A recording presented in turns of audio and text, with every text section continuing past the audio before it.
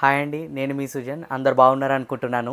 Welcome to the movie review of Kung Fu Panda 4, directed by Mike Mitchell and acted by Jack black.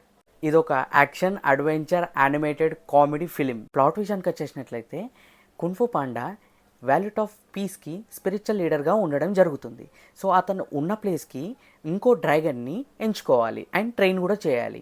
ఈ ప్రాసెస్లో అతను కలిగిన ఇబ్బందులు ఏంటి, ప్రాబ్లమ్స్ని ఎలా ట్యాకిల్ చేశాడు అనేదే స్టోరీ మూవీలో చూడబోతారు. ఇంకా ఓవరాల్గా మూవీ ఎలా ఉందంటే ఇట్స్ అన్ యావరేజ్ మూవీ. ఇంకా మూవీ పాజిటివ్స్ అండ్ నెగటివ్స్ గురించి మాట్లాడుకుందాం. ఫస్ట్ పాజిటివ్స్ మాట్లాడుకుందాం. పాజిటివ్స్ వచ్చేసి మూవీలో కామెడీ పార్ట్ చాలా బాగుంది, చాలా హ్యాపీగా నవ్వుకోవచ్చు. అండ్ యాక్షన్ సీక్వెన్సెస్ కూడా చాలా అద్భుతంగా తీయడం జరిగింది.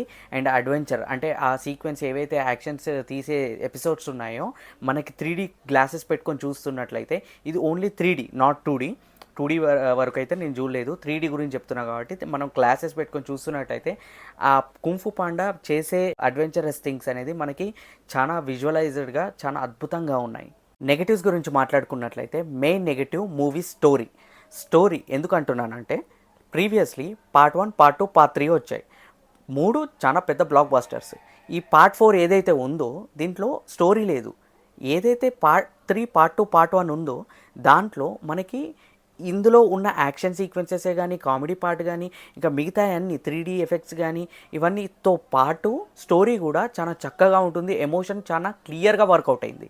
కానీ ఈ 4th పార్ట్కి వచ్చేసరికి ఏదో కుంఫు పాండా ఈ సిరీస్ కంటిన్యూ చేయాలన్నట్టు ఈ మూవీ తీయడం జరిగింది. కానీ అంతకు మించి నాకు స్పెషల్గా ఎమోషన్ అనేది వర్కౌట్ కాలేదు అండ్ స్టోరీ అనేది అస్సలు బాగాలేదు.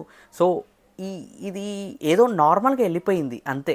It's an average movie. నాకైతే ఎవరైతే ఈ మూవీ అనేది ప్రీవియస్లీ 3 పార్ట్స్ చూడకుండా డైరెక్ట్ పోయి చూస్తే మాత్రం నచ్చుతుంది.